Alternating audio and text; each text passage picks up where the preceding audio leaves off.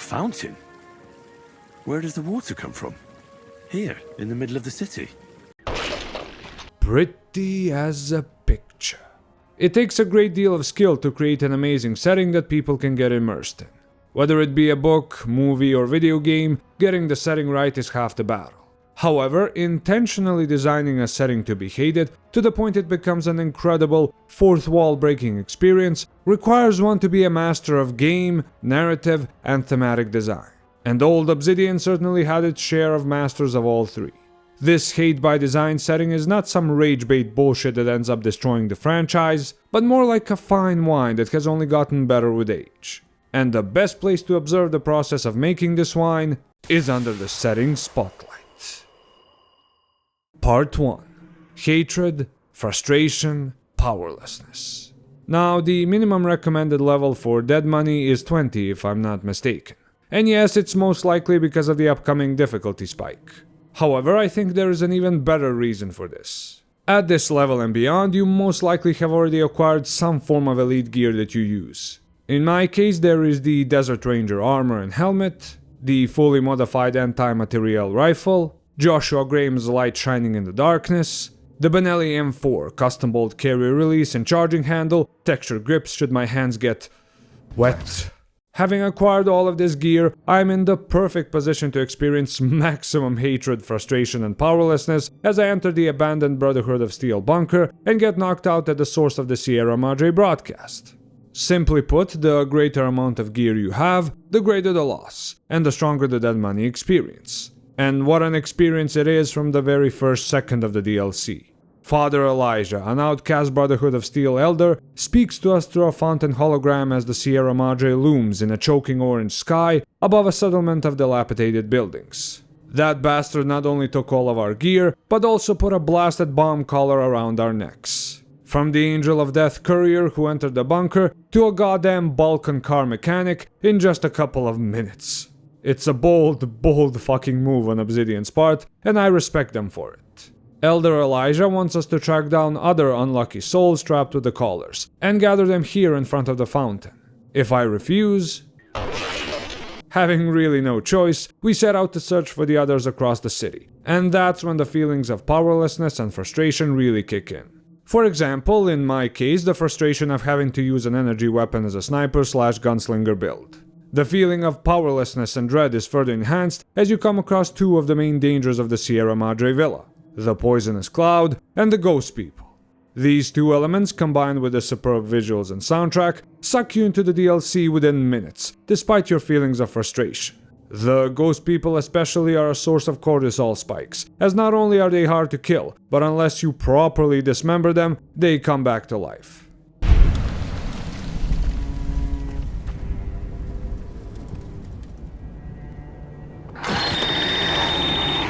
Now, I'm not going to shit on people who found this section frustrating enough to quit. I get it, especially if you're not skilled in stealth and can't sneak attack your way through. Even if you manage to navigate the cloud and the Ghost People, you still have to deal with those goddamn radio signals setting off your collars, potentially costing you a shit ton of progress if you didn't save often enough. God damn it! I understand you, but trust me when I say when, not if, but when you overcome these obstacles, Dead Money is an experience like no other. This beginning frustration is necessary for that feeling of ultimate triumph that comes later. And if you ever played Gothic 1 or 2, you know how awesome that feeling is. The pathway to this triumph is made clear in Part 2. Emotional Counters. So if you survive that initial wall of disempowerment and frustration, this is where Dead Money slowly begins to drip feed you the satisfaction of overcoming the obstacles placed before you. How much satisfaction you get from overcoming these obstacles does depend on your willingness to adapt to the environment based on your build. For example, in my case it was to leverage my superior stealth skills to trigger lethal sneak attack criticals. Bravo 6. Going dark. They were doubly effective after I scavenged a police pistol to use rather than the energy gun I had in the beginning. Over time I was able to comprehend the lay of the land and avoid deadly pockets of the cloud. After visiting the police station and getting the first bit of armor, that sweet feeling of improvement was starting to kick in as I became a master of my surroundings and bam! However, getting better gear and learning to ambush the Ghost People was only a start. The real magic was when I noticed how my emotions from before were being countered. My hatred for Elijah in this situation was countered with sadness that I felt for Dog, after discovering him in his cage and learning how he was treated in the past. My frustration of overcoming the obstacles was countered by sheer fucking spite of not allowing that bastard Dean to get his way, you stupid fucking...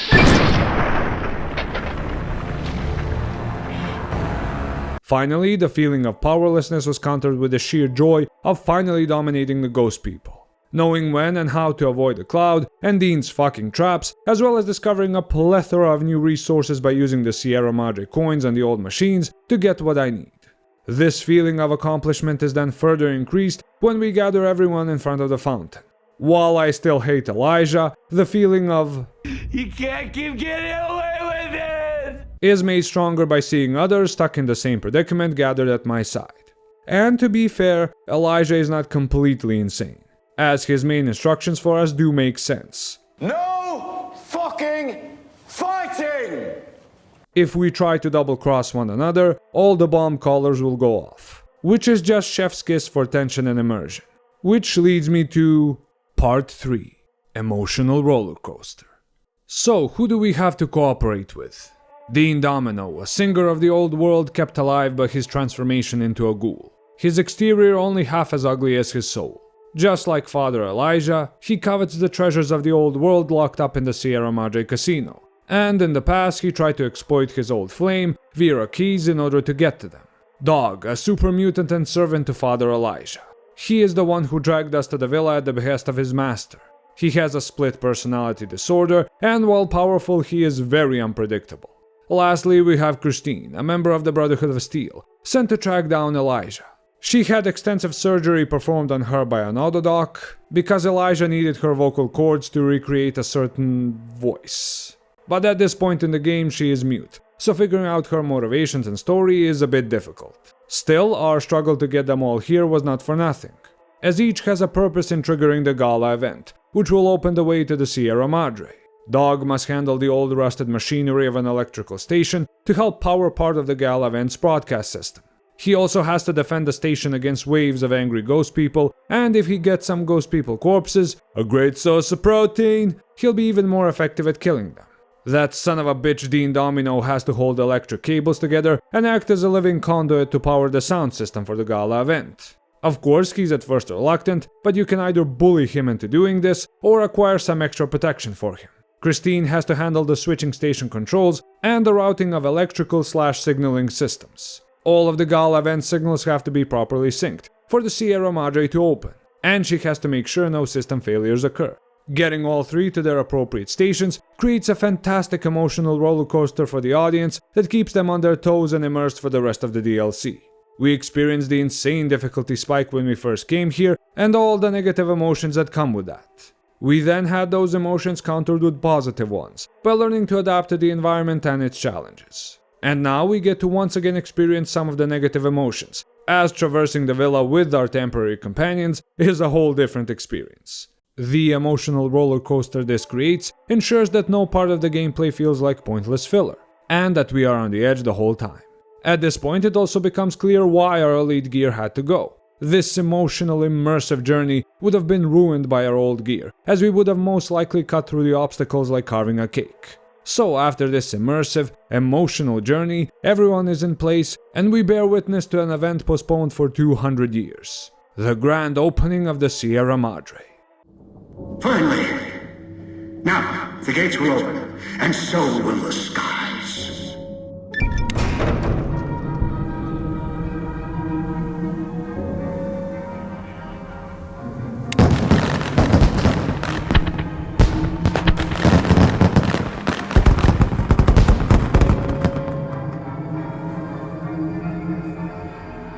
Now, while this is a moment of triumph, we are still far from total victory over the environment. The noise from the gala event lured a shit ton of ghost people to the villa streets, and we have to rush past all of them to get to the Sierra Madre casino. Once again, the feeling of frustration of having to run past all these monsters again, only to be countered by the feeling of victory when you finally reach the Sierra Madre casino, completes the emotional roller coaster part of the journey. It has softened the audience up and prepared them nicely for Part 4. The overall theme. So, once inside we... Oh, come on, goddammit, what is this, Enderall?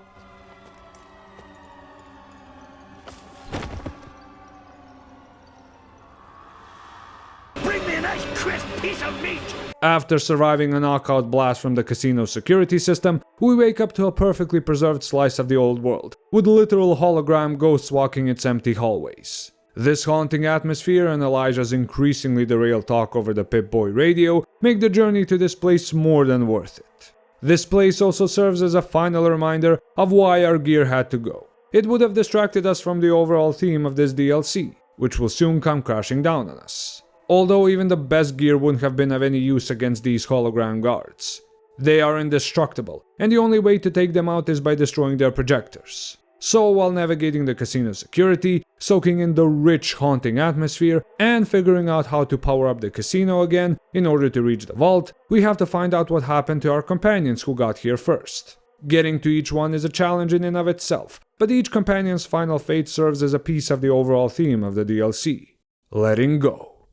Now, if we plowed through this DLC with our previous gear and faced minimal hardship, if we had nothing to long for, then this section would resonate very little with us. However, because we were knocked out like our companions were, because we had our shit taken from us like they did, and because we want to get into the vault and ideally kill Elijah along the way, we are in a perfect position to relate to them, and the theme of letting go, if we choose to.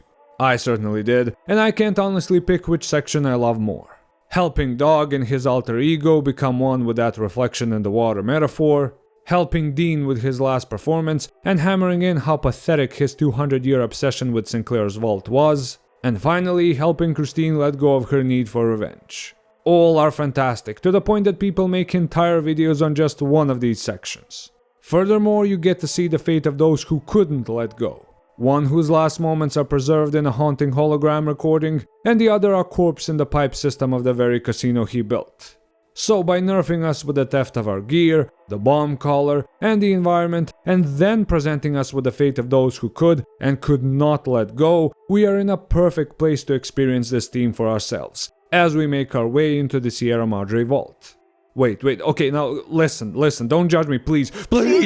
Greed is bad. You should not let your obsessions rule you, and understanding when to let go is the moral lesson to take away. However, I already helped 3 people let go, so I kind of earned this reward, didn't I? Jokes aside, I think it's hilarious how in the end, the theme of letting go, or rather the critique of not being able to let go, not only applies to the characters in this DLC, but also to us as the players. It's a fourth wall break that tells us, yeah, you'd probably be one of the many who died trying to get into the Sierra Madre vault. And that just feels so special. To have the gameplay itself serve the very theme of the game is so amazing that years later, I still can't find a game that called me out the way Dead Money did in that vault. However, there is one more fate left to decide. And funny enough, by choosing to let go of your hate for Elijah, you get the most satisfactory ending. You see, if you can coax Elijah into coming down into the vault, you can sneak past him and let his greed and inability to let go trigger the vault security system and trap him down there.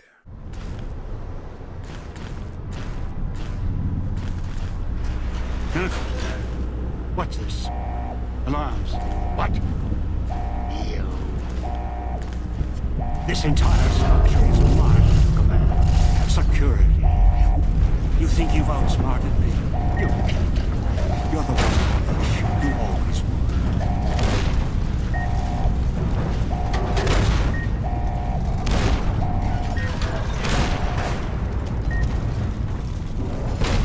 So you, who managed to let go of your hate for Elijah, walk away with your pockets full of gold, while he is left to rot away down there and go insane. I know you can hear me. When you die, Courier, I'll be waiting. Your grave's going to look just like this vault. When you die, I'll be waiting here. The Sierra Madre. Waiting. Because of all the design choices covered above, Dead Money for those who completed it becomes a cherished experience over time. An example of such strong writing that it encompasses not only the game world and characters, but also you as the player, and ironically, it is a story you can't let go of. I want to make something clear. I do not look down on anyone who gave up early on Dead Money. I'm not an RPG elitist who'll call you a filthy casual because you lost your patience after your head exploded for the 10th time since starting the DLC. All I will say is that Dead Money, while a frustrating investment at first, is an incredibly rewarding experience by the end. In this experience there is a great narrative tool, one that I, Archon Okvals, mentor and caretaker of the temple, will gladly break down for you. But first I'd like to make something clear. Every lesson I cover here in the temple is named by me as a gamer, describing what it does in plain old English. You will never see me use terms like ludonarrative dissonance, so that I can make myself sound smarter than you. I am not smarter than you, I am not better than you, I am simply a gamer who has seen the value that video games bring to storytelling, and I want to share that knowledge with you in as accessible a way as possible. Does that mean that the names of these lessons will be on the nose sometimes? Oh yes, but it's a price worth paying for a greater spread of gaming knowledge. And the name of the narrative tool used in Dead Money may be the most on the nose of all the lessons covered so far. The hate by design setting is designed to invoke feelings of hatred, frustration, and powerlessness using the environment or handicaps for the character.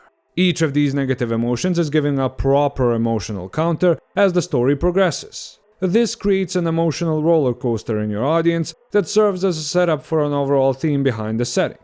If implemented well, it eventually grows on your audience over time, becoming a cherished experience. Now, usually I would provide examples from other games, movies, or even books that use this narrative tool. But the thing is, I honestly don't have any examples that come to mind.